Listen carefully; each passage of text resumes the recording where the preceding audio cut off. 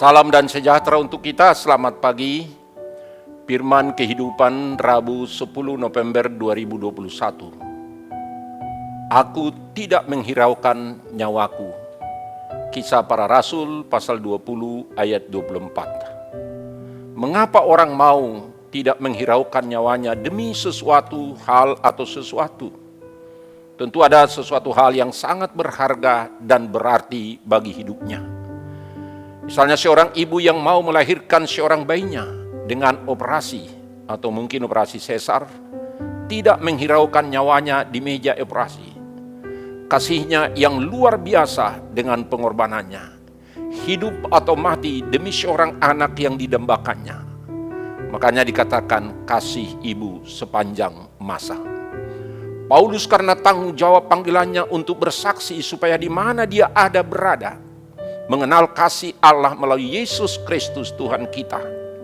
Dia tidak menghiraukan penyertaan roh, bahwa penjara dan sengsara menunggunya dalam setiap menjalankan pelayanannya. Dia siap untuk menjadi martir, mempertaruhkan nyawanya. Dan ternyata beberapa hari kemudian setelah pernyataan itu, dia mengalami kenyataan penjara dan sengsara di Yerusalem. Dan beberapa tahun kemudian setelah itu, dia mati martir di Roma setelah tugasnya selesai.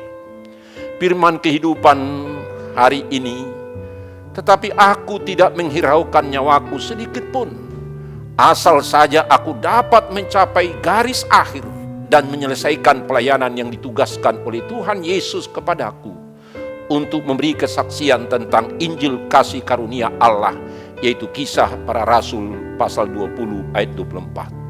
Saudara-saudara yang dikasihi Tuhan Yesus Kristus, bila kita sudah sampai kepada keputusan tidak menghiraukan nyawa kita itu, berarti kita sudah berada pada tahap puncak, titik kulminasi, keputusan akhir dalam hidup.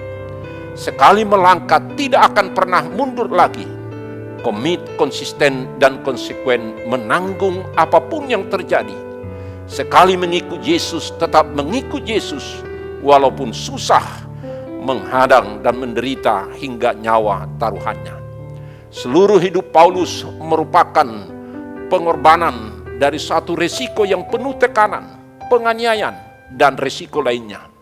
Roh Kudus bersaksi kepadaku dan setiap kota bahwa penjara dan sengsara menunggu aku.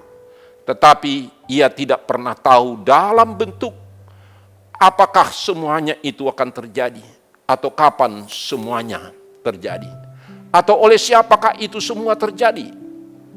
Paulus bersaksi bahwa 5 kali aku disesah orang Yahudi, setiap kali 40 kurang 1 pukulan. 3 kali aku didera, 1 kali aku dilempari dengan batu, 3 kali mengalami karam kapal. Sehari semalam aku terkatung-katung di tengah laut dari internal dan eksternal pergumulan yang dia hadapi. Dalam perjalanan aku sering diancam bahaya banjir, bahaya penyamun, bahaya dari pihak orang-orang Yahudi, dari pihak-pihak orang yang bukan Yahudi pun, dan bahaya di kota sebagaimana dikatakan di dalam 2 Korintus 11 ayat 24 sampai 28. Setiap hari pula ia mempertaruhkan nyawanya untuk kepentingan Allah, menghadirkan kerajaan Allah, sekalipun di mana-mana ada ancaman, ada tantangan, ada masalah pelayanan. Ia mempunyai 2 pilihan. Apakah dia menyanyiakan hidupnya atau hidup dengan resiko? Ia tidak pernah tahu akan apa yang terjadi setiap hari. Tetapi jalan penderitaan memanggil dan mempertahankan hidupnya setiap hari, tanpa mau surut dan tanpa mau mundur. Komitmen atau tekad bulat untuk melaksanakan panggilannya, bersedia menanggung resiko apapun, bersedia melayani secara total waktu, pikiran, tenaganya, masa depannya, bahkan mengorbankan nyawanya sendiri agar terlaksana kehendak Allah dan kasih Allah terhadap jemaat yang dia layani. Bagaimana dengan kita, saudara-saudara?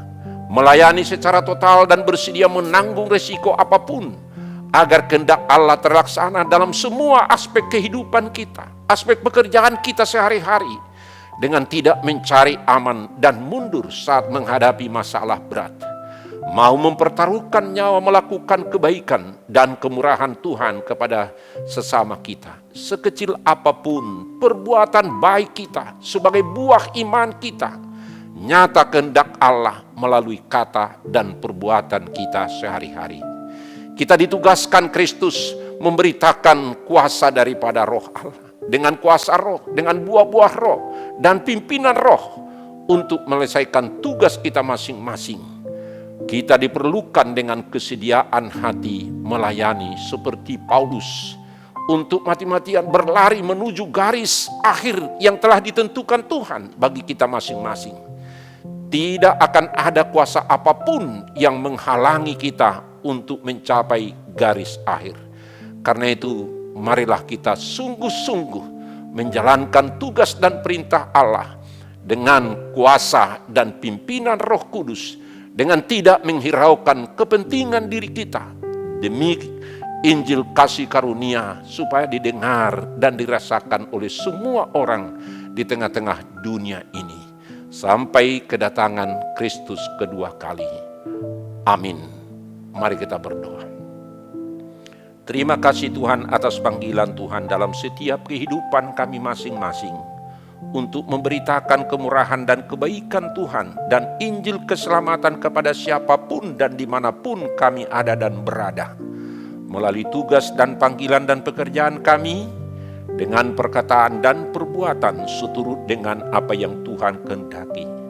Kami mau mempertaruhkan nyawa dan kehidupan kami untuk melayani Tuhan.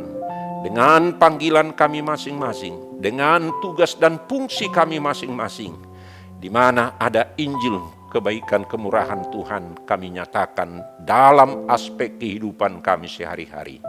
Terima kasih Tuhan, kiranya Tuhan memberkati kami. Anugerah Tuhan kita Yesus Kristus dan kasih setia Allah Bapa dan persekutuan Roh Kudus kiranya menyertai saudara-saudara sekalian. Amin. Salam sehat, tetap semangat dan sukacita, jangan lupa prokes. Tuhan memberkati. Amin.